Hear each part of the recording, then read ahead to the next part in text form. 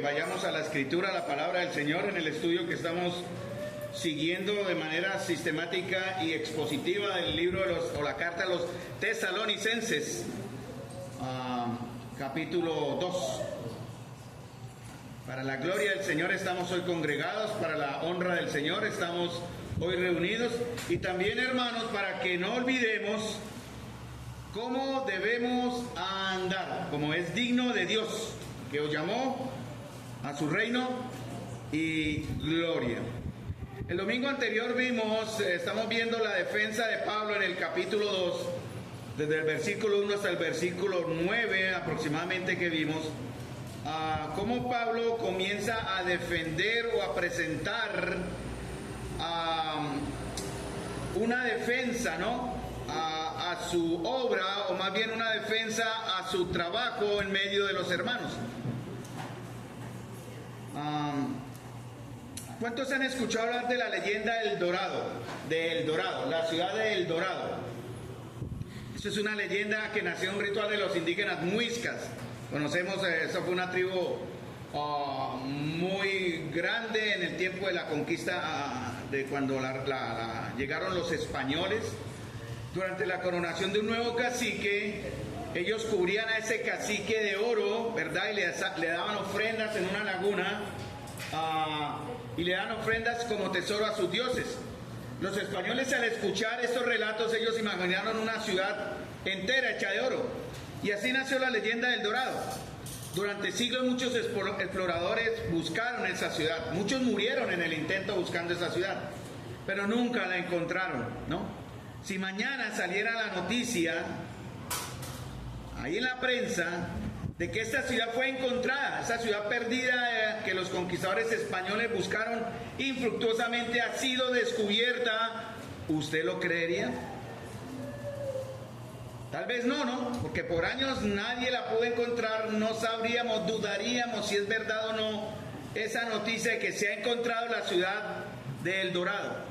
Hermanos, igual manera, esto es un ejemplo, muchos creyentes tristemente van a reaccionar con incredulidad a la enseñanza y a la exigencia que dice la palabra de Dios mismo, a que el creyente debe ser santo en toda su manera de vivir. Es como hablarles a ustedes, a muchos de ustedes, de un mundo perdido, una leyenda imposible de probar. Muchos no lo van a creer, se van a mostrar escépticos.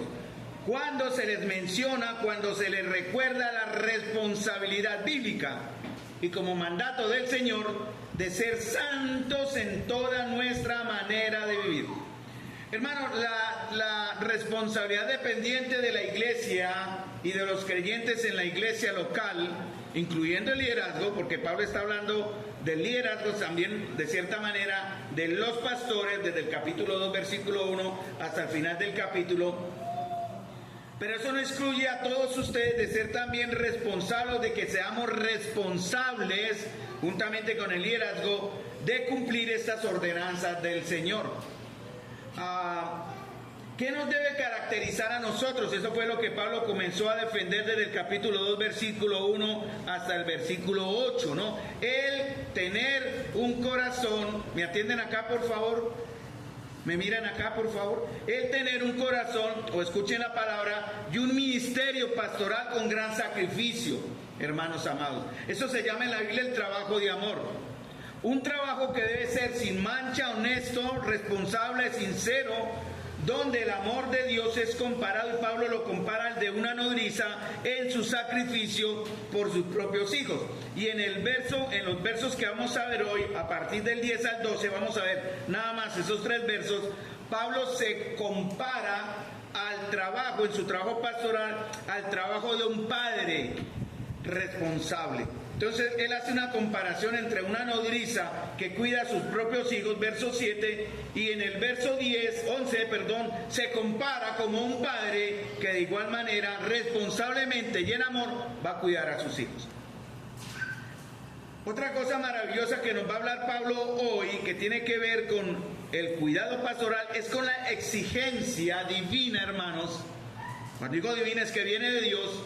Cuando digo divina es que está en la escritura mostrada, de la necesidad de que los que somos hijos de Dios reflejemos de alguna manera en nuestro andar ese atributo glorioso, divino del Señor que lo hace hermoso, que se llama la santidad, ¿cierto? La santidad, que es el brillo de su gloria. Ambas se conectan, santidad y brillo, santidad y gloria, santidad y gozo, porque eso va a tener mucho que ver en lo que Pablo enseña. Muchos piensan que ser santo es estar separado del pecado, ¿verdad? Sin pecar, ¿no? Es no pecar, es mantenerme absolutamente sin pecado y dedicado a Dios. Pues no es así. Esto no implica ser perfecto, no significa tener una vida completa y absolutamente libre de pecado, de fallas. Pablo en Romanos capítulo 7 hablaba de sus luchas y de sus conflictos internos. Lo que Pablo está queriendo decir aquí, que vamos a ver a partir de 1 Tesalonicenses capítulo 2, versículo 10 hasta el 12, que vamos a ver hoy. Lo que Pablo implica acá, quiere enseñar, es que lo que significa ser santo, hermanos, es apartarnos para esforzarnos en vivir una vida en obediencia al Señor y buscando su voluntad en nuestras vidas. Eso es lo que la Biblia dice, ser santo verdaderamente, ¿no? Apartados para vivir de acuerdo a la norma de Dios. ¿Por qué los creyentes no creen en este tema de la santidad, hermanos? Porque se nos ha metido en nuestra mente enseñanzas o ideas malas, no correctas, como que se caricaturiza la idea del santo. ¿Cómo es un santo para muchos? Una persona legalista. El santo es el que es criticón, severo, frío, amargado y distante. Esa es la imagen que tenemos de lo que significa ser una persona tan santa. Por eso muchos cristianos, cuando se nos pide la obligación, se nos exige la necesidad de ser santos, lo dudamos, porque eso implicaría ser como la idea que tenemos en nuestra mente: legalistas, hipócritas, criticones, severos y fríos. Eso no es lo que el Señor quiere hoy enseñar. Miren, hermanos, a través del estudio de la carta, yo estoy aprendiendo algo que toda mi vida, 40 años de conocer el Evangelio, hasta ahora estoy empezando a ver una pequeña luz de las exigencias y normas de Dios. Por muchos años, Carlos, y lo hablo de mucha manera personal, viví de acuerdo a leyes, reglamentos, rituales, tradiciones. Eso fue para mí una pérdida de tiempo, amados hermanos. En estos unos años atrás, he comenzado a ver de manera personal, y yo sé que la iglesia también, un aspecto del carácter de Dios completamente nuevo para todos nosotros, hermanos. Y eso tiene que ver con la idea equivocada que tenemos de la santidad de Dios. Yo estoy aprendiendo a conocer a través de la Biblia y espero enseñar hoy de manera correcta eso, para que ustedes también puedan ver la santidad, que es un atributo divino, que lo hace a él hermoso y glorioso, de la manera correcta.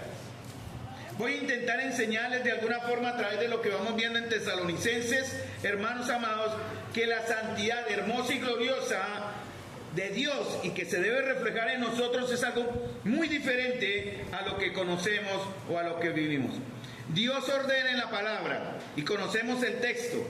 Él es imperativo en su mandamiento.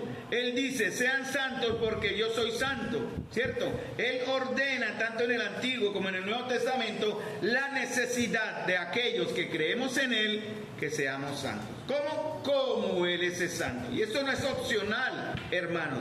La santidad, escuchen bien, no es exclusiva de los más espirituales de la iglesia o de los más maduros en la iglesia. Todo creyente, todos los que estamos acá, estamos exhortados por la Biblia y por Dios que escribió su palabra a vivir o a perseguir o a buscar la santidad. Pablo tuvo que defender su ministerio a partir del capítulo 2 porque a él lo estaban acusando de no ser un hombre santo, sino un hombre aprovechado, ¿verdad? Un hombre que buscaba sacar beneficio de los hermanos en Tesalónica. Nunca faltará quien se va a oponer a que el Evangelio, tanto en nosotros, espero que no, cuidaremos que no, pero existen esa clase de personas que se introducen en la comunión llamándose hermanos, que solo van a buscar de alguna manera atacar, pervertir, debilitar la fe de sus demás hermanos o prójimos con los cuales cuales se congregan, no diciéndole yo que sean cristianos, para obviamente causar un desorden y destruir la iglesia. Eso pasa y está sucediendo hoy en día, hermanos. Por eso tenemos que estar muy atentos a cómo vivimos nosotros nuestra vida como iglesia. Por eso Pablo le está escribiendo a los de Tesalónica la forma correcta de vivir delante de Dios. Entonces, por causa de los ataques al evangelio, a los enemigos del evangelio, Pablo defiende su integridad y reputación. Ayer hablaba con los caballeros y les dije, yo no soy Pablo, quisiera ser como Pablo, pero nunca llegaré a dar la medida de lo que Pablo era, pero sí soy un creyente. Y las condiciones para Pablo y para mí son iguales. Y si Pablo lo alcanzó, nosotros podemos lograrlo. Si los de Tesalónica lo estaban viviendo al momento de que Pablo escribió esa carta, nosotros también vamos a poder vivir lo que Pablo aquí les está recordando a ellos que ya estaban viviendo. Ahora, Pablo no se preocupa tanto por su reputación, porque en verdad no estamos acá para agradar a los hombres. Él dice en el verso 4, sino que según fuimos aprobados por Dios, que es el Señor el que entrega la responsabilidad, dice, para que se nos confiase el Evangelio, así hablamos, no como para agradar a los hombres, sino a Dios. Verso 4, que prueba los corazones. Por eso Pablo se preocupaba por la manera en que lo estaban atacando a él. Porque si lo derribaban a él en cierta manera con argumentos válidos, los cuales no existían, pero se estaban inventando, ¿quién iría a ser afectada? La iglesia a la cual él dirigía o fundó, y al liderazgo, y obviamente también al evangelio. Pablo les recuerda a ellos que ellos modelaron en el verso 10 una vida de santidad. Y les exhortaron a la santidad. Del verso 11 y 12 Pablo habla de eso. Hermanos, la santidad está conectada con un efecto que nosotros debemos vivir. La santidad está conectada con la parte moral y con algo que se muestra, escúcheme, que solo viene de una relación correcta con el Señor. Si usted es hijo de Dios hoy, en esta mañana va a entender mis palabras. Si no las entiende, yo acá lo puedo esperar y le explico por la escritura del Evangelio, porque le aseguro que usted no ha conocido aún el Evangelio. Y voy a hablar un poquitico en estos minutos del gozo, porque la pureza moral y la santidad están ligadas al gozo. La escritura dice en 1 Timoteo 6:15, hablando del Señor, dice que Él es el bienaventurado y solo soberano, Rey de reyes y Señor de señores. Cuando se dice que Dios es bienaventurado, ¿saben lo que significa la palabra bienaventurado? Feliz, feliz, feliz. Porque imaginamos al Dios santo y glorioso, como el gruñón, el Dios allá en su trono, que no se preocupa por el bienestar o el dolor de los que Él ama y ha amado y llamó, y lo vemos con esa imagen de... No, el Señor es gloriosamente feliz, hermano, y gloriosamente gozoso, porque Él es santo. Si yo les preguntara a ustedes cuáles son las primeras palabras o ideas que se le vienen a la mente, ¿cuáles serían? Díganme algunas rápidamente. Ideas o palabras que se le vienen a la mente cuando hablamos de santidad. Rápido. Pureza, muy bien. Sin pecado, muy bien. Diferente, apartado. Oiga, y acabé de mencionar, es una que casi nadie menciona, ¿verdad? Esto se ha hecho esa encuesta. Gozo. El gozo está ligado con la santidad. Muchos nos dicen, no lo mencionan porque no está en su mente relacionar la santidad con el efecto de lo que Dios es, porque la santidad está literalmente conectada con el fruto del Espíritu que está ahora en nosotros, que es amor, gozo, paz, paciencia, benignidad, bondad, fe, mansedumbre y templanza. Entonces, hermanos, yo solo quiero advertirles, como Pablo lo hace ahorita, cuando entremos al tema, esto es solo introducción, que el Dios que tenemos, amados hermanos, no es un Dios aburrido, amargado. Eso no es lo que Él es. Eso no es parte de su esencia. Ahora, si Dios está enojado, se entristece por culpa del pecado. ¿Por qué? Porque Él es santo, hermano. Pero la santidad de Él, para que los que le obedecen, atiéndanme acá, mírenme acá, es porque Él es santo y a la vez se alegra y se goza con los que viven en santidad. Dice en el Salmo 16:11, y lo hemos cantado acá también en un himno: me harás conocer la senda de tu vida, en tu presencia hay plenitud de gozo, delicias a tu diestra para siempre. Cuando decimos que estamos en la presencia de Dios, quiere decir que estamos enfrentados ¿a qué? A su gloria y su santidad, y por tanto hay gozo. Hermanos, cuando hay pecado, cuando no hay obediencia, no hay gozo. Y si usted aparenta un gozo aquí para nosotros sin haber estado obedeciendo, eso no es gozo, hermano. Eso es una hipocresía llamada la felicidad humana, que a usted le toca reflejar para dar la apariencia de que sí en verdad es una persona apartada para el Señor y por tanto santa. Entonces, al ser el Señor completamente bueno, completamente justo, Él experimenta alegría, porque Él es el Dios alegre. Entonces, Él quiere compartir con nosotros esa verdad ahora a través de Pablo. Pablo se gozaba, hermanos. Pablo se alegraba, y por eso escribe: doy gracias, dice en el capítulo 1, versículo 2, damos siempre gracias a Dios por todos vosotros. Y más adelante también dice: por lo cual en el verso 13, capítulo 2, nosotros sin cesar damos gracias a Dios de que cuando recibiste la palabra de Dios que oíste de nosotros, la recibisteis no como palabra de hombres, sino según es la verdad, la palabra de Dios, la cual actúa en vosotros los creyentes. Hermanos, ¿podríamos dar gracias los unos a los otros por esta verdad? ¿Podríamos de verdad en una vigilia dejar de orar por otras cosas que en verdad son importantes, pero no es lo que el Señor quiere que oremos cuando estemos delante de Él? Podemos orar: Señor, damos gracias porque en verdad estamos siendo la iglesia que tú llamaste, la iglesia que tú elegiste, la iglesia que tú amaste, llamaste y escogiste, y te estamos honrando, y por tanto hay gozo en nosotros, porque el Espíritu de Dios, cuando estamos andando de esa manera correcta, se mueve. Se mueve de manera libre, hermano. Se mueve de manera poderosa. Y eso es por eso que Pablo dice en el capítulo 1 también, dice que ellos recibieron la palabra en medio de gran tribulación con gozo del Espíritu Santo. Entonces, hermanos, ¿qué es lo que la exhortación? Vamos a 1 Tesalonicenses capítulo 2. Versículo 10. Porque la idea de esta palabra, hermanos, es exhortarme a mí mismo primero a moldear una vida de santidad y animarlos a ustedes, amados, y exhortarlos a una vida de santidad.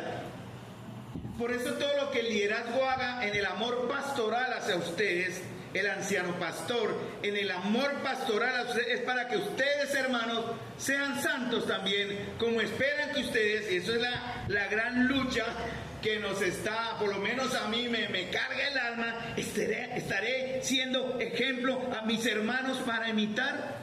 Podrán ustedes ver en Carlos como un sencillo miembro en la comunión con usted, no en un cargo que el Señor ha puesto, como cualquier hermano, algo digno de imitar.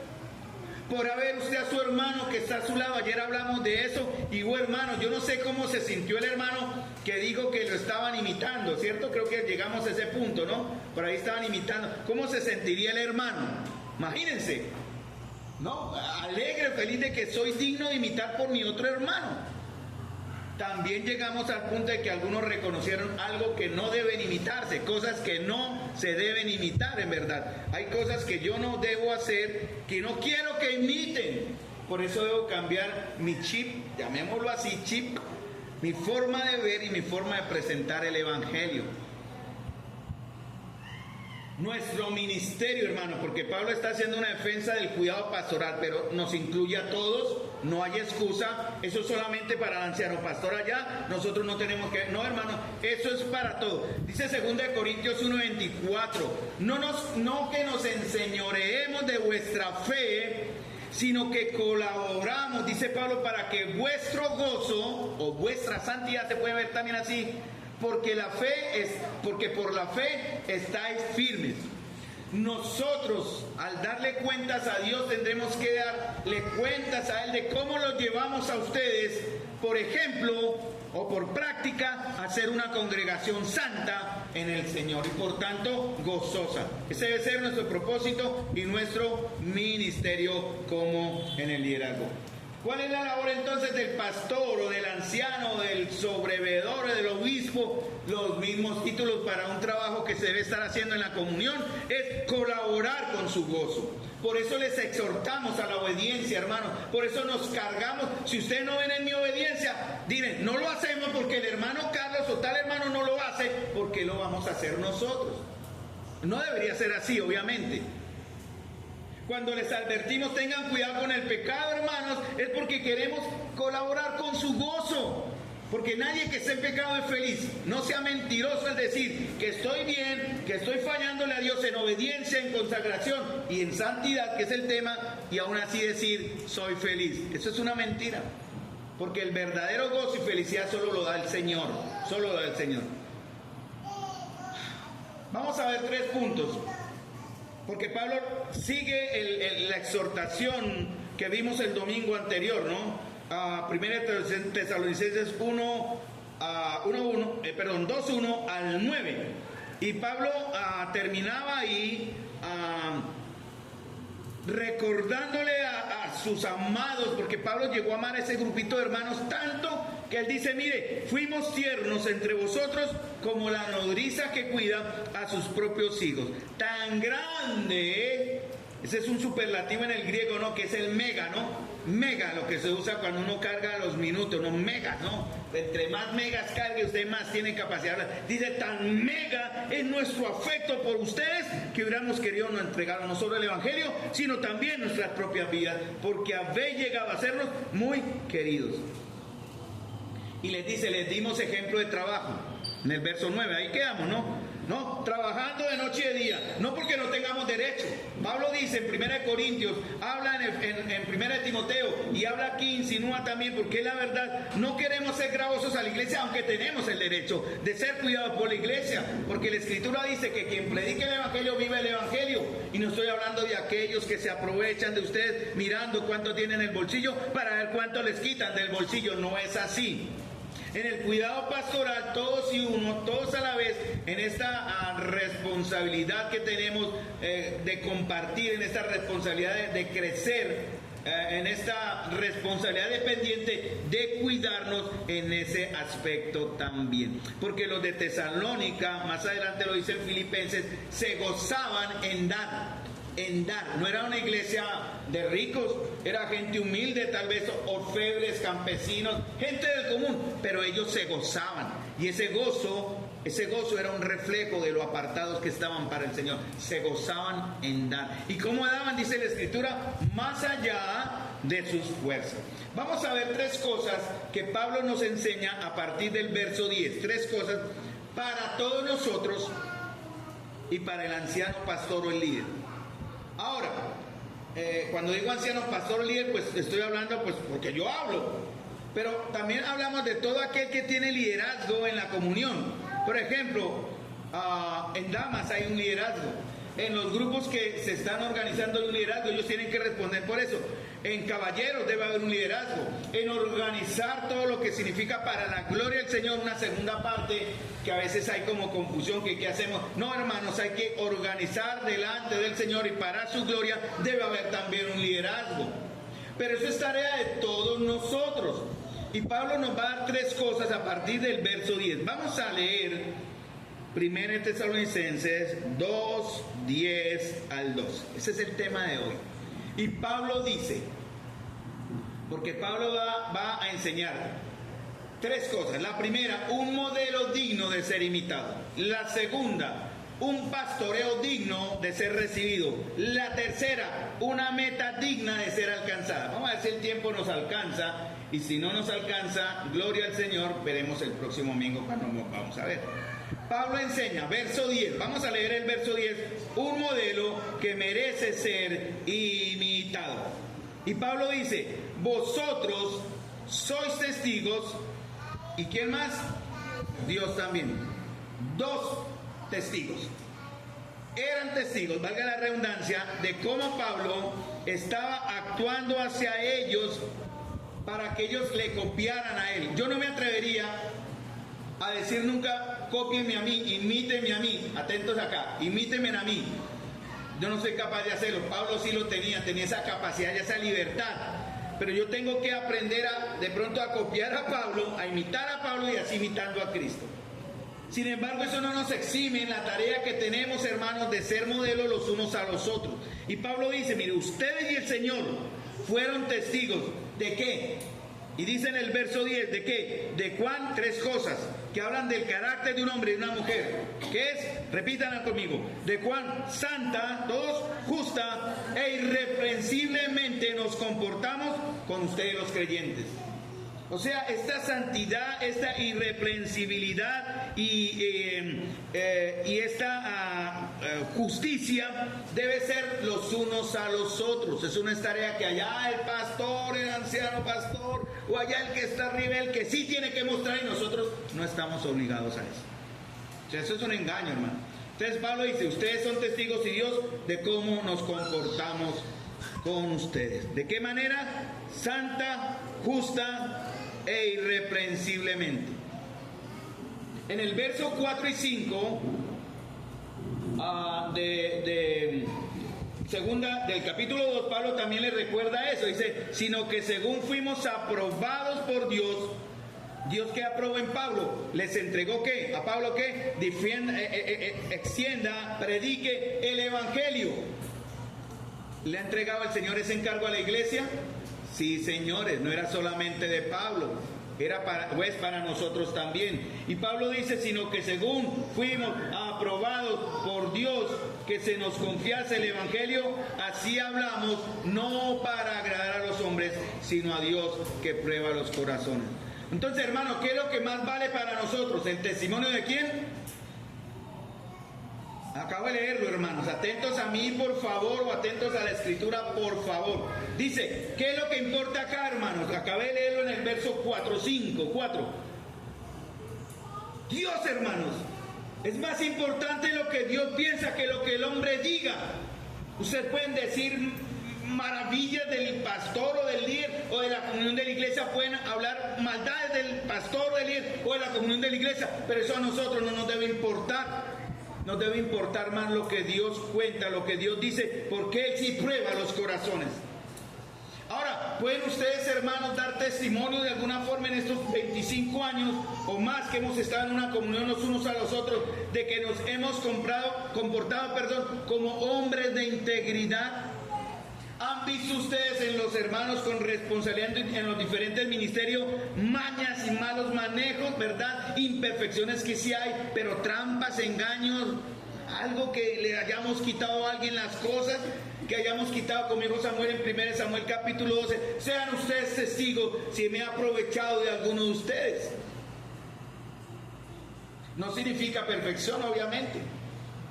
Nosotros estuvimos en disciplina casi 2 años, 2 años larguitos, por unas cuestiones personales. Y aquí ustedes fueron testigos de cómo al frente de ustedes declaramos, soltamos, dejamos lo que estamos haciendo mientras estamos en esa corrección del Señor. Que la gloria sea para el Señor, la dio a feliz término. Y no vamos a volver nunca más a caer en eso porque aprendimos la lección. Hermanos, esto no nos hace perfectos. Porque Pablo decía, ¿no? Él en Romanos 7 hablaba del pecado en él, y también en 1 Juan dice, 1 Juan capítulo 1 versículo 9, 7 al 9 dice, el que dice que no tiene pecado se engaña a sí mismo y la verdad no está en él.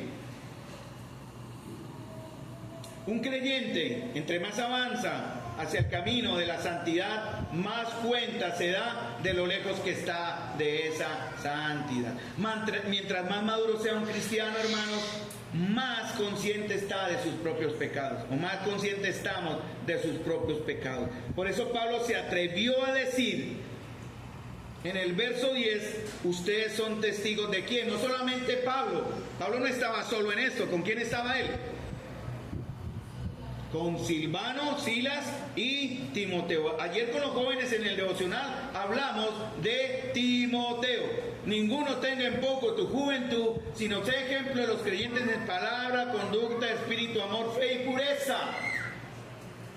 No se necesita ser un viejo para ser un maduro, puede ser un joven maduro en Cristo. Y ese fue como el ánimo y la exhortación a los muchachos que están en el grupo para practicar la alabanza. Ahora, ¿podrían ustedes decir eso mismo de los demás que ejercen un liderazgo, hermanos? La santidad, voy a abrir comillas, esta frase no es mía, de un comentarista, dijo: no lo anoté, cometí ese error.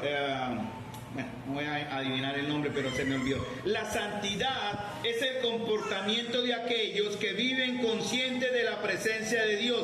Entonces nosotros siempre estamos en la presencia de Dios, pero no siempre estamos conscientes de eso. Hermanos, cuando estamos conscientes de la presencia de Dios, ¿qué vamos a hacer? Agradar a Dios. ¿Qué vamos a hacer? Gratos con Dios. ¿Qué vamos a hacer? Andar como es digno de Dios, que vimos en el verso 12. ¿Qué vamos a hacer? Mostrar reverencias al Señor. Vamos a mostrar amor hacia el Señor. Vamos a entregar sacrificio al Señor. Eso es ser una persona santa.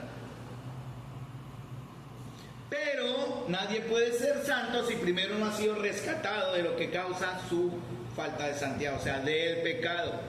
Es necesario, hermanos, que usted analice su vida. Si su vida es en una continua caída en espiral de pecar, confesar, y no sale de ahí, hermano, les digo, analice, mire usted en quién está creyendo, qué es lo que está confiando, a quién le ha librado de sus pecados. Porque ciertamente, si aún estamos en esa continua lucha de pecar, confesar, me atrevería a decirme que el Salvador de ustedes no es el Señor Jesucristo. Porque cuando el Señor Jesucristo libera del todo. Obviamente, si no, no existiría también el mandamiento de confesar nuestros pecados, porque estamos en una lucha constante. Pero el verdadero Hijo de Dios es consciente cuando ha pecado con el Señor y no se queda tranquilo. No puede tener paz. Hermanos, fuimos liberados del pecado por Dios para vivir en santidad, en dependencia del Espíritu Santo, ¿no? Y no se puede estar verdaderamente o ser verdaderamente un convertido sin tomar en serio la santidad, hermanos. ¿Sí me entienden? Sin tomar en serio que debemos ser santos, yo dudaría, pero le pido que analice su alma ahora de que usted también sea un verdadero creyente. Dice Pablo en Tito 2:12. Porque, hermanos, esto que estoy diciendo también es una obra de gracia, ¿no? Es la gracia de Dios obrando, no es por sus obras, no es por sus esfuerzos. Pablo dice, enseñando, ¿no? Dice en Tito 2:12, que, eso es tiempo presente, nos enseña ahora que renunciando, algo que sucedió atrás. Cuando usted conoció a Cristo como Salvador, usted renunció a sus pecados y le recibió a Él como la solución para sus pecados. Y no para seguir pecando en lo mismo. Porque la palabra renunciando es un verbo en el griego aoristo, que es un tiempo pasado, se realizó en el pasado, que tiene efectos presentes y continúa hacia el futuro. Se ve cómo se ve la acción. Usted está renunciando. ¿Renunciando a qué? Dice Tito. ¿Qué dice ahí? A la impiedad y a los deseos mundanos. Y también dice el otro verso que está ahí. Vivamos, ustedes también aoristo, eso es algo pasado. Vivamos en este siglo sobria, justa y piadosamente. Tito 2:12. Cuando usted recibió a Cristo como Salvador verdaderamente, no por pasar al frente y que alguien le puso manos y oró por usted y dijo, salí salvo, o como yo caí en el error de orar las 5 leyes espirituales de los libritos chinos. Yo me convertí por un librito chino, ¿se han visto? No sé si en la escuela los vendan todavía, pero libritos donde se evangeliza por medio, era sobre todo mucho cosas, bueno, en el caso de las que yo aprendí fue sobre la escatología y las cosas futuras, el infierno y todo eso. Pero yo caí en el error de leer al final, si usted cree estas cosas, haga esos 5 pasos de fe, y yo creí que a partir de ahí era salvo. Y yo me equivoqué por muchos años y no vivía feliz porque vivía en una continua espiral de pecado, sin solución. No quiero decir que después de que yo reconocí mi falta de fe, mi verdadera relación con el Señor, haya dejado de pecar, ni más faltaba. Pero ya era consciente de esos pecados y ya no era tan fácil caer en ellos como antes, pues como decía, el que peca y reza empata. Entonces, como el Señor me da perdón y ya soy salvo y nada me condena, entonces yo puedo pecar y no pasa nada. Pobre Carlos, pobre Carlos. Pobre de mí en esos años que tanto me engañé, hermanos, y perdí tanto tiempo. Ahora Pablo le pide a los de Tesalónica que miren cuán santa, justa e irreprensiblemente ellos se comportaron, ¿cierto? Y miren lo que dice Hebreos 13:7. Vamos a Hebreos 13:7. La palabra irreprensible es una condición de todos nosotros, que significa, porque la palabra irreprensible es para todos, no tener ninguna acusación que nos descalifique como siervos de Dios. Ser irreprensibles debe ser un ejemplo para imitar. Miren Hebreos 13:7. Acordaos de vuestros líderes, porque en otras versiones dice líderes. ¿Qué se tenían que acordar de sus pastores o líderes? ¿No? Que os hablaron. Y la palabra hablar es un pasado. Atentos a mí. La palabra de Dios. Y también les dice, ¿qué más tienen que hacer? Acuérdense y consideren cuál ha sido el resultado de su conducta. Entonces, imiten la fe. Eso es lo que dice Hebreos 13:7. ¿Estamos haciéndolo, hermanos? ¿Estamos en verdad considerando y acordándonos de aquellos que nos hablaron la palabra de Dios para imitarlos en su conducta? No solamente hablamos del líder, anciano, pastor, sino todo aquel que ejerce un liderazgo o cumple una función y servicio en la iglesia local, hermanos. Es para todo lo mismo. Acuérdense quienes les enseñan, acuérdense y consideren el resultado de su conducta e imiten su fe.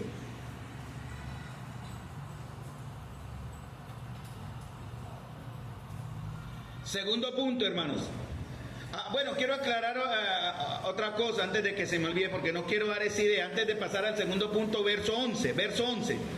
Para los ancianos pastores o líderes o los que ejercemos un ministerio pastoral en la iglesia, tenemos el deber de comportarnos como hemos estado hablando acá. Es obligación de todos.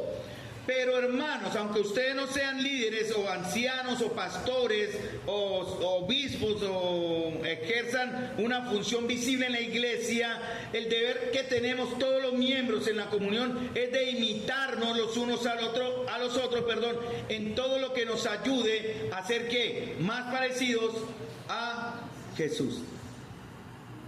Hermanos, atiéndanme acá. Yo veo unos que están mirando el cielo.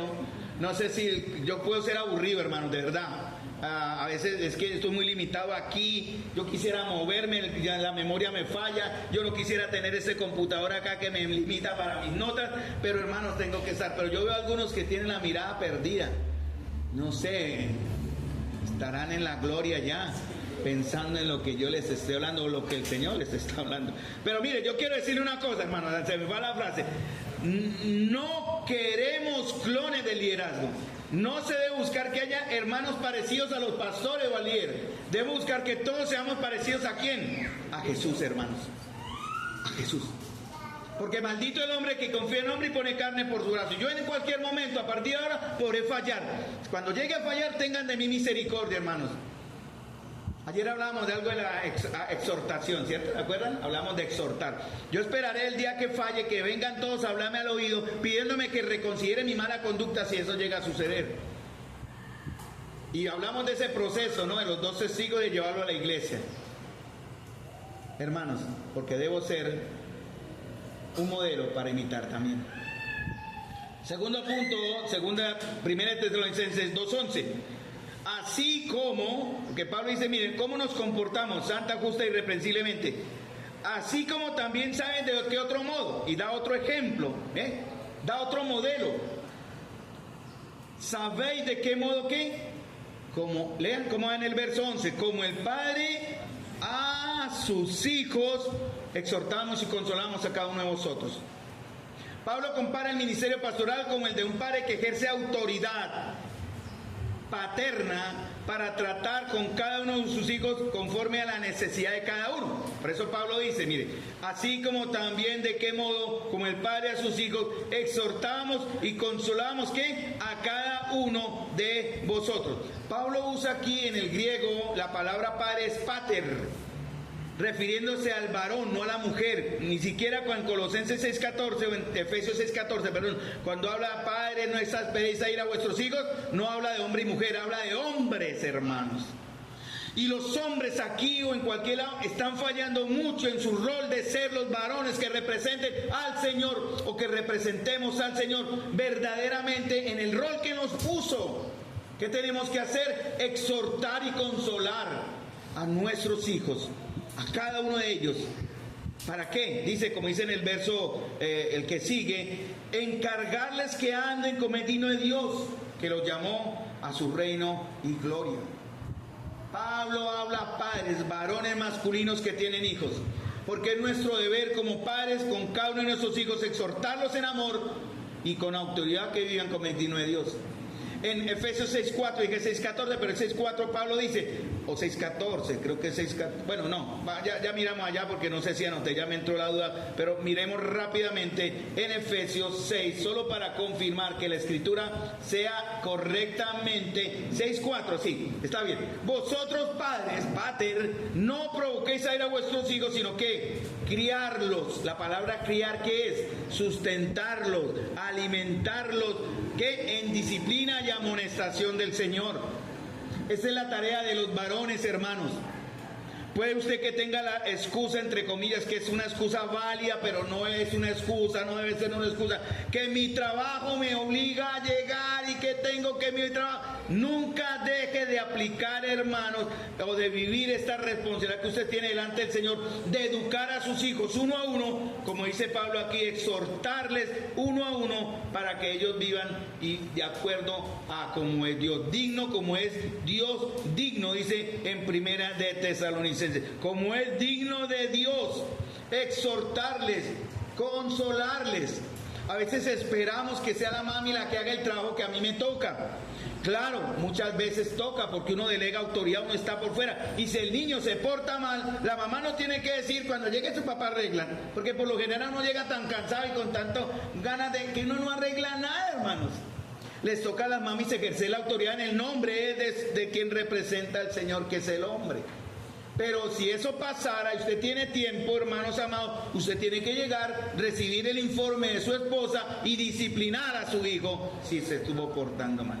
Entonces, hermanos, nuestra tarea, comparándola, a ver, atentos, porque muchos no sé qué pasa. Miren, hermanos, escuchen la palabra del Señor. Esa es también nuestra tarea acá cuando representamos al liderazgo, en cierta manera. Predicar el evangelio a nuestros hijos, padres también a sus hijos. Instruirlos en el temor a Dios por medio de la palabra, lo mismo tenemos que hacer nosotros como los padres. Criarlos, modelando en ellos el estilo de vida que produce el evangelio. Esa es tarea de los varones, hermanos.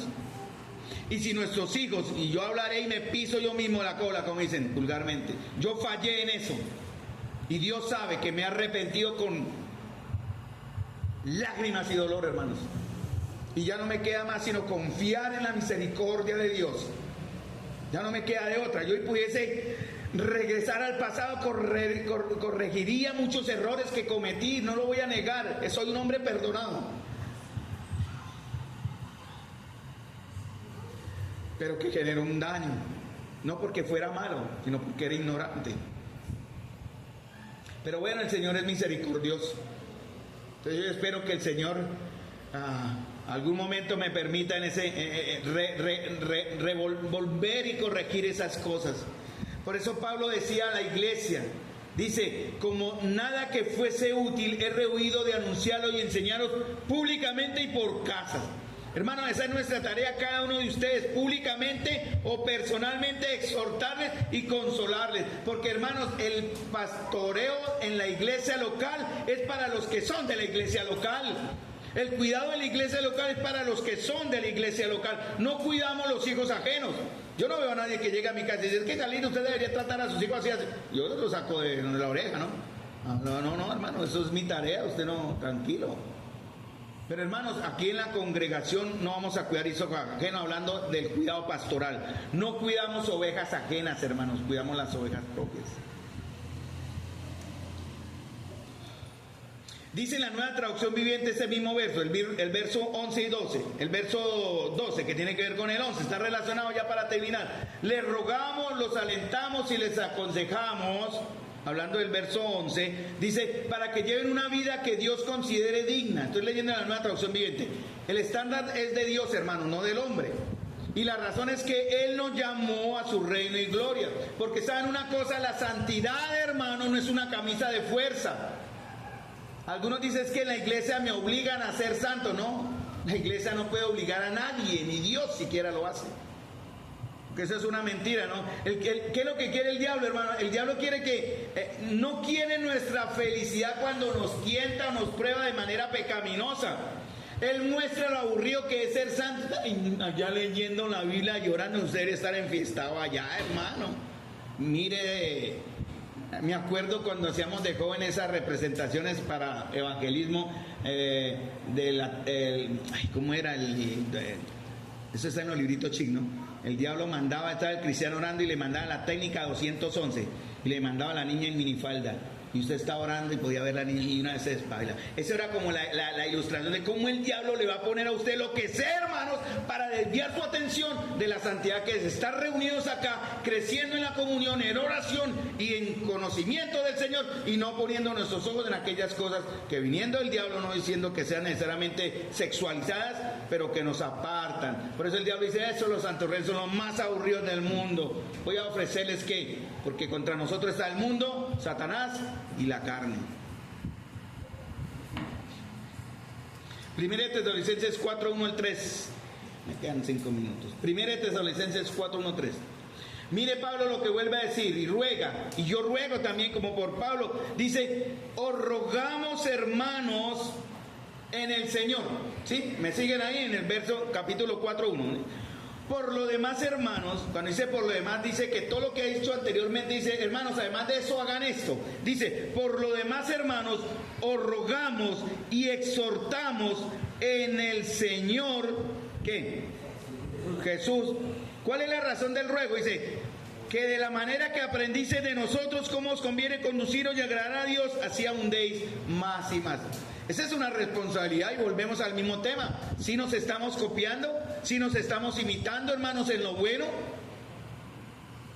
Hace un tiempo cuando, en mi juventud pasaba y una vez que pregunté a los chicos se reunían para, no sé si lo vieron, creo que no, ya crecieron, están en otro enfoque, pero los jóvenes de la asamblea se reunían en los grupitos y trasnochaban, ¿verdad? Y veían películas y hablaban de todo, de la vida, y yo le pregunté una vez a uno de ellos, ¿y cada cuánto horas ya de la Biblia?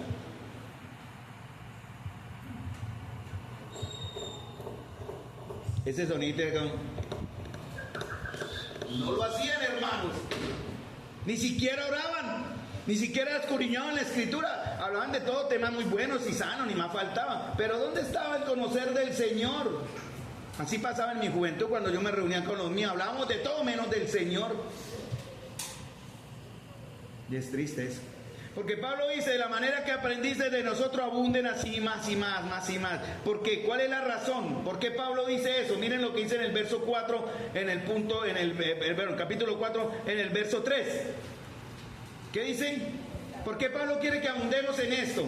En lo bueno. ¿Por qué Pablo dice que aprendamos de las instrucciones que recibimos? Dice verso 3, porque la voluntad de Dios es... ¿Quién habla acá, hermanos? ¿Quién habla acá, hermanos? ¿Quién habla acá, hermanos? Es el Señor el que le está hablando a usted, no Pablo. Y Pablo dice, yo quiero que ustedes sean santos, que la voluntad de Dios es vuestra santificación, que os apartéis de fornicación. Pablo aquí lo enfoca ya en un aspecto más directo, pero el principio es el mismo, hermanos. Hermanos, nosotros estamos aquí para exhortarles, para cuidarles, para animarles, para que tengan salud espiritual, hermanos. Porque la voluntad de Dios es que seamos todos santos. Primera de Tesalonicenses 5, 16, ya casi termino, no se me preocupen aquellos que deben salir pronto, todavía está la marcha, eso no empieza temprano, hay una marcha ahorita a las 12:30, ¿cierto? Algo así. Bueno, no sé si por ahí algo vi que iba a haber una marcha de cristianos, pero regálenme que el Señor de pronto sea lo último que ustedes escuchen en esta vida, la exhortación de... Pero miren el Señor lo que dice en capítulo 5, ya. ¿Dónde está la exhortación a vivir en santidad? Y ustedes dirán, ¿dónde está? Y dice Primera de los Tesalonicenses 5, Primera Tesalonicenses 5, 16 al 18. Dice, estad siempre gozosos y orad, son imperativos, ¿no? Y orad sin cesar y den gracias en todos. ¿Dónde está la santidad ahí? ¿En dónde está la palabra santidad en eso? Estad siempre gozosos, orad sin cesar y da gracias en todos. Más altico, por favor. Yo sé que tienen la respuesta. ¿Dónde está la santidad ahí? en siempre gozo. Y usted solo es gozo, siempre tendrá gozo si ora sin cesar. Usted siempre tendrá gozo si da gracias en todo. Dice en el siguiente verso, porque esa es la voluntad de Dios para con nosotros. En el siempre gozo hay santidad, hermanos. Por eso queremos, les servimos para su gozo, hermanos, los molestamos para su gozo, les predicamos para su gozo, hermanos. Ustedes no saben la tristeza que a veces nos da ver la actitud de algunos hermanos, no todos, y duele. Pero ¿qué hicimos o qué hacemos con mi esposa? Dejémoselo al Señor. Hagamos lo que nos corresponde. Yo ya estoy para entregar cuentas al Señor y yo quiero llegar al Señor gozoso y no triste por la vida de algunos de ustedes de pronto que no dan el resultado que uno quiere esperar. Y yo espero y yo oro, hermanos, me permita morir. Perdonen que lo mencione, pero es que tiene que ver con el tema o con lo que hacemos. Yo le oro al Señor que me permita morir, hermanos, con el gozo y la alegría de ver a mi hijo Andrés salvo, ver a la iglesia y a cada uno de ustedes andando en la verdad, en toda la verdad y en todo lo que la Biblia dice. Así yo diría, he terminado mi carrera, puedo morir feliz. Y eso es lo que yo le oro al Señor. Pero hermanos, nosotros no somos los únicos que tenemos que comportarnos. Leímos 1 Tesalonicenses 5:12, ¿no? ¿Qué? Perdón, esto... sí, 1 Tesalonicenses 5:12. Miremos esa ahora. 1 Tesalonicenses 5:12.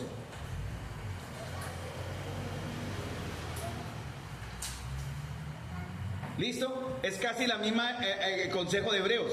Y dice Pablo, os rogamos, hermanos, o sea, es el Señor, le dice a la iglesia, les ruego Santa María, miren lo que dice, que reconozcan, ¿sí? ¿A quién le está rogando el Señor? A la iglesia, ¿no? Y en ese caso a nosotros. Dice, reconozcan, quiere decir, miren, entiendan, identifiquen a los que trabajan entre ustedes y os presiden el Señor y os amonestan, ¿cierto? Verso 13, que los tengan en mucha estima y amor por causa de la obra, ¿cierto? Hasta ahí vamos bien. ¿Qué pide el Señor? Tenerlos a estos hermanos en alta estima y en amor por causa de la obra. Pero fíjense lo que dice también en el verso 14. Os rogamos, hermanos, vuelve Pablo a repetir, que amonestéis, y ese ya es el trabajo de todos, no solamente miren iglesia, tengan en cuenta a aquellos que les guían con amor, respeto y reverencia, sino también dice, amonesten a quién, ociosos, eso es tarea de todos nosotros. Alienten a quién, a los de poco ánimo, eso es tarea de todos nosotros. Sostengan a los débiles, eso es tarea de todos nosotros. Sean pacientes para con todos, eso es tarea de todos nosotros. No es que el hermano allá le paga, o digamos si eso fuera pago, porque aquí no se nos paga, hermanos. Aquí vivimos por la fe, servimos por fe. Pero algunos piensan, no, como al pastor se le paga que le haga todo, para eso se le paga. No, hermanos, eso es el trabajo de todos nosotros. Amonesten a los ociosos, alienten a los de poco ánimo, sostengan a los débiles, sean pacientes los unos a los otros. Hebreos 10, 24, 25, hermanos, mira, ayer hablamos de eso. Responsabilidad dependiente. ¿Cuál es la marca de nuestro discipulado, hermanos? Dice Hebreos 10, 24 y 25. Considerémonos, ¿qué dice? Unos a otros. O sea, al considerar quiere decir, yo que voy a ver en mi hermano para copiar. Voy a considerar a tal hermano. Ven, ¿y qué debemos hacer en la semana, hermano? Eso no es del domingo. Ayer hablamos de eso y aclaramos. Eso no es algo que se hace solo el domingo. Es toda la semana a partir de ahora. Lo que cerremos con una en el culto o la reunión, usted debe empezar a hacer ¿qué? Dice en el verso 24, ¿qué? Considerémonos unos a otros, ¿para qué? Para estimularnos al amor y a las buenas obras. ¿Cuál sería la estimulación de aquí hasta el próximo domingo? O hasta el próximo jueves, porque hablamos de eso también. Cada vez que la iglesia se reúne hasta el próximo sábado, ¿cuál es la iglesia? ¿Cuál es la estimulación? Perdón. ¿Cuál es la estimulación? Dice, ¿qué debemos hacer? Estimularnos al amor y a las buenas obras. ¿Cuál es el estímulo? El siguiente, lo que dice el verso. No dejen de reunirse en su propia iglesia, como es el original, como algunos tienen por costumbre. Hermanos, nos vemos el jueves. Hermanos, si lo llama usted el martes, nos vemos el jueves.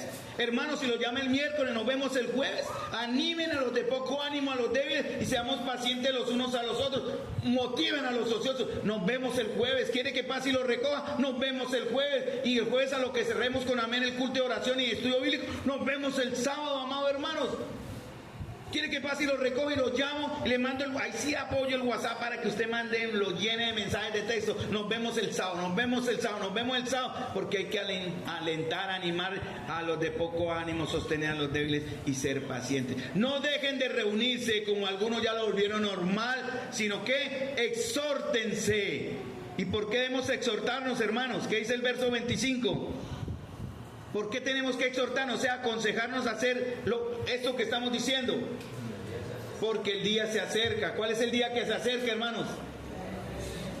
¿Y eso qué significa? Si el Señor viene, ¿qué significa? Hermanos, usted va a tener que enfrentarse al Señor. ¿Con qué cara lo va a hacer? No sé. ¿Cómo lo va a hacer? No sé. Pero espero que usted tenga las razones correctas para decirle al Señor: mire, Señor, tenía un hermano intenso el lunes y martes y miércoles que me invitó a la reunión del jueves y yo no fui por ocioso, perezoso y débil. Señor, y no fui porque me dolía esta uña, no fui porque llegué cansado del trabajo, no fui por esto, por esto, por esto. Muchas razones, inventen las que sean. Pero hermano, le advierto que sea una razón que si usted se la da a Dios, diga: ay, bueno, buena razón, aceptada, listo. Eso ya tarea de ustedes. ¿Por qué en la iglesia? Porque en la iglesia nos reunimos ¿para qué? Dice para exhortarnos, aconsejarnos ¿a qué? Ayer hablábamos de eso. La exhortación, amonestación o reprensión. La exhortación es la advertencia al oído, sin grito todavía, de que evite caer en un pecado. La reprensión ya va hablando más fuerte: hermanito, mire que usted está andando mal, la Biblia dice esto y usted no está andando correctamente como la palabra de Dios dice y Dios exeja. La reprensión es: repréndelo duramente delante de todos para que todos aprendan. Eso es cuando se hace ya con castigo incluido. Pero primero es la exhortación. ¿Y cuál es la razón de la exhortación? ¿Que el hermano se vaya? Ganarlo. Muchos han preferido irse, ¿no? Ayer hablamos también de eso. Muchos se van con su pecado al otro a la iglesia y el problema se va para allá. Bueno, al menos nos libran de un pecado a nosotros, pero contaminan la otra comunión en otro lado.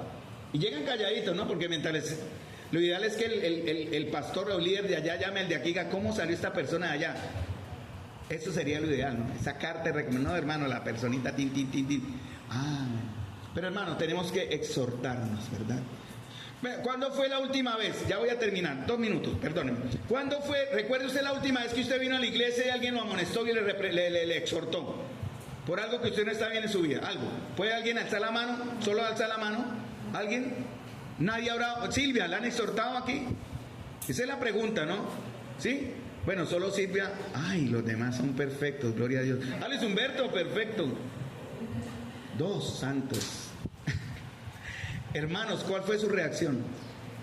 Usted es de los que le levanta la cresta acá, no acepta que se le diga nada y sale y se va, ¿cierto? No, hermanos, porque estamos aquí para exhortarnos, animarnos, motivarnos, hermanos. Tome la reacción correcta, ¿no? Porque hay hermanos que son hipersensibles, delicados, desinteresados, altivos y acusadores. Tenemos que estar abiertos, hermanos, para ser ayudados, consolados, cuando sea necesario, también alentados, cuando sea necesario exhortados, cuando sea necesario amonestados, hermanos. Ese es lo que debemos copiar. Y lo último que Pablo le dice en el verso, lo voy a dejar ahí para el próximo vez que nos veamos, es el capítulo 2 de 1 Tesalonicenses 2:12, ¿no? Porque lo que tenemos que hacer entre todos es llegar a hacernos, exhortarnos como el Padre de los hijos. ¿Para qué? Porque tenemos que andar como es digno de Dios, como es digno de Dios. Ese va a ser el tercer punto que vamos a ver cuando nos veamos, hermanos, que vamos a dejar acá para la gloria del Señor, en cierta manera. Y vamos a ver, a tomar desde el capítulo 2, versículo 12, cómo entonces, como padre a sus hijos, vamos a hablar de qué significa andar como es digno de Dios. Ese va a ser el tema del próximo mensaje, que quedó aquí en espera, hermano. Andar es cómo vive usted su vida en Cristo, dignamente de Dios. Vayan analizando, vayamos, hermanos, mirando cómo es nuestro andar en Cristo. Vamos pidiéndole al Señor perdón por un mal andar en Cristo. Vayamos, hermanos, corrigiendo nuestro andar, porque debemos andar como es digno no de mí, sino de Dios. Padre Celestial y amado Señor, has guiado, Señor, este mensaje para tu gloria. Siendo, Señor, humildes instrumentos, Señor, has abierto nuestros oídos y nuestros corazones para entender tu verdad. Te ruego, amado Señor, en el glorioso nombre de nuestro Señor Jesús, que sigas obrando, Señor, por medio de tu Espíritu, en medio de este pueblo, que te amamos, que deseamos conocerte y que queremos, Señor, crecer en gozo y santidad. Te doy las gracias, amado Señor, porque nos has amado, porque nos has escogido, nos has elegido, Señor. Lo conocemos, lo sabemos. Nos diste, Señor, el llamado para ser dignos.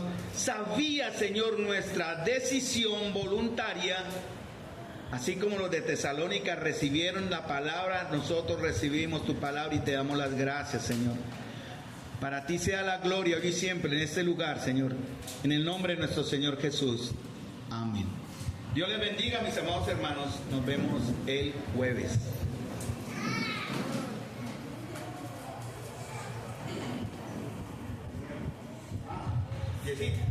Mis amados hermanos, les recordamos que sigue en el cuarto piso abierta la venta de garajes, libros, prendas, belleza, cositas varias. Allá está abierto todavía. Los invitamos a los que no han subido que suban a aportar. Bendiciones para todos.